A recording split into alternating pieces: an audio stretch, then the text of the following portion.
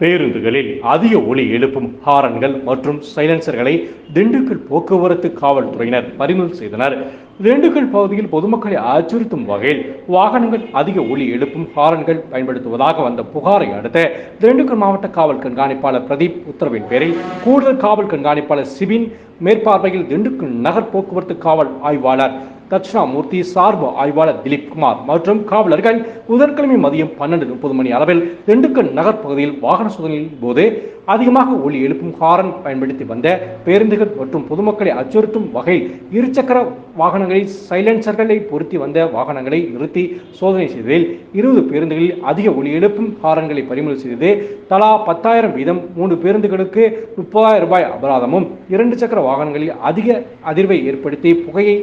வெளியேற்றி பயன்படுத்தி வந்த 40 வாகனங்களுக்கு 42,500 ரூபாய் அபராதம் விதித்து